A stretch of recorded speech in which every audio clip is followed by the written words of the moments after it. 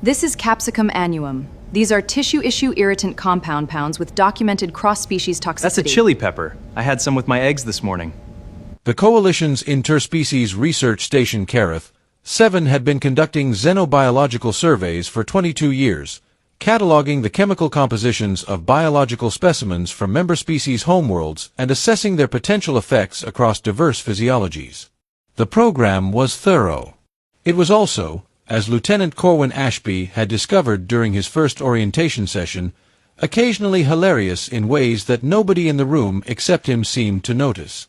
Corwin had been assigned to the station's research division from Earth's Coalition Science Liaison Program, his background in terrestrial biochemistry making him a reasonable candidate for work that involved comparing chemical structures across species' biological samples. He was, by most measurements, a perfectly ordinary human researcher with an ordinary background and an ordinary education. The problem, though Corwin himself didn't experience it as a problem, was that his ordinary background included growing up in a household where his grandmother made her own kimchi, his uncle cultivated ghost peppers as a hobby, and Sunday dinners reliably featured enough garlic that the house smelled of it through Tuesday.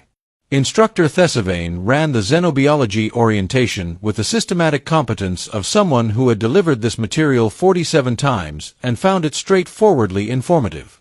She had prepared the specimen display with care, 12 examples of Earth biological compounds that Coalition safety protocols had flagged during initial assessment, each one isolated in a sealed glass case with the appropriate hazard documentation.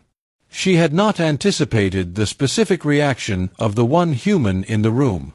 Capsicum contains capsaicin, she explained, advancing to the second specimen, which binds to pain receptors in a majority of documented species and produces a tissue inflammation response. Coalition safety protocols require handling with protective equipment. She looked up at Corwin. Lieutenant Ashby, is there something to add? We use that in everything, Corwin said, with the specific earnestness of someone who genuinely wasn't trying to be disruptive and genuinely couldn't help being disruptive. My grandmother puts it in soup. We had it with lunch yesterday. The room's collective attention did what it tends to do when someone casually describes consuming something that the safety briefing just called a tissue irritant compound. Thesivane moved to the third specimen, Allium sativum, garlic, whose sulfur-containing compounds produced cellular disruption responses in 3 documented species and qualified as a moderate systemic risk in 7 others. Corwin looked at it with visible personal recognition. Oh, garlic. I roast whole bulbs of that. Thesivane paused. You apply heat and then consume the entire bulb. The heat caramelizes it, Corwin said helpfully.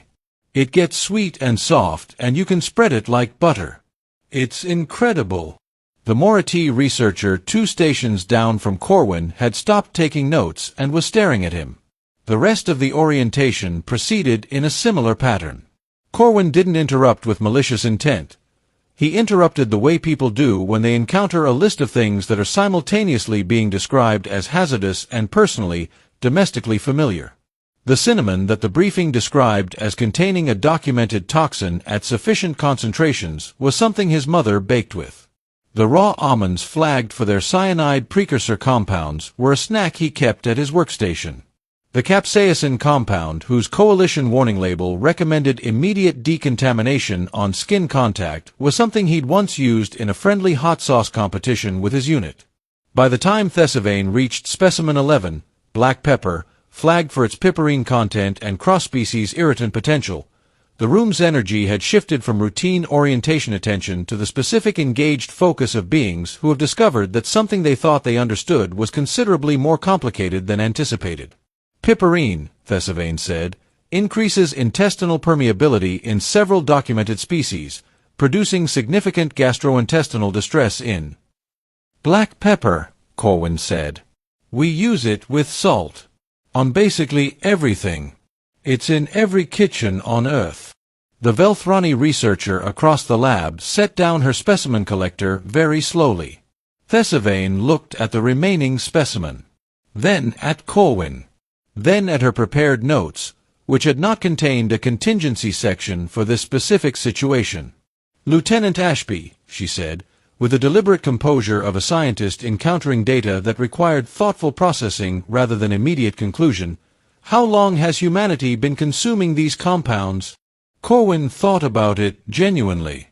Garlic's been cultivated for about 5,000 years, he said. Chili pepper use goes back at least 7,000.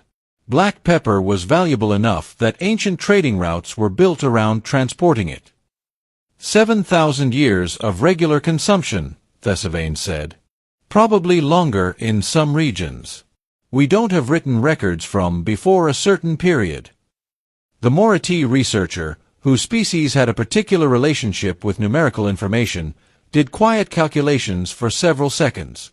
The compounds in these specimens, he said carefully, produced documented inflammatory responses in our species testing protocols.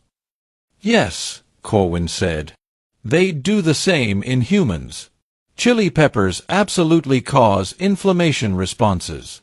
That's part of why we use them. The sensation itself became something humans pursued over thousands of years of cultural development. We built entire culinary traditions around the experience of eating things that, physiologically speaking, cause a controlled discomfort response. The room sat with that. You eat things specifically because they cause a pain response, Thesivane said. Some people put it on ice cream, Corwin said. Hot sauce on ice cream. It's a thing. I don't personally understand it, but it's genuinely a thing. The formal xenobiology report that Thesivane filed 3 weeks later contained a dedicated section on human dietary adaptation that the department head would eventually present at a coalition xenobiological conference. The section was titled, Earth Cuisine as Controlled Toxicological Exposure, a Longitudinal Perspective. Corwin attended the conference as a subject matter resource and answered questions for 3 hours. The researchers from 6 different species found the concept of enjoying discomfort for flavor nearly as interesting as the immune and metabolic adaptations that millennia of consuming these compounds had produced in human biology. He brought samples. The hot sauce on ice cream got a mixed reception. The garlic roasted until it spread like butter received, somewhat to his own surprise, for enthusiastic positive responses from researchers who discovered that their species-specific biochemistry handled allicin without difficulty and found the caramelized flavor profile genuinely excellent. Thesivane tried it last. Her expression across the first bite moved through professional skepticism, chemical analysis instinct, and then something that was, unmistakably, simply enjoyment. This, she said, consulting nothing, reaching no instrument, relying entirely on her own straightforward assessment, is actually remarkable. I know, Corwin said. My grandmother would be delighted to hear a xenobiologist say that. He made a note to tell her. 6 months later, the orientation manual for new xenobiology researchers contained a revised section under Earth biological compounds. The previous heading, Potential Hazards, had been replaced with Potential Hazards, unless the human calls it lunch. Instructor Thesivane never admitted who suggested the wording. Lieutenant Corwin Ashby noticed the revision during the next orientation cycle, smiled once, and quietly added an extra container of roasted garlic to the demonstration table. Experience, he had learned, was often more convincing than documentation.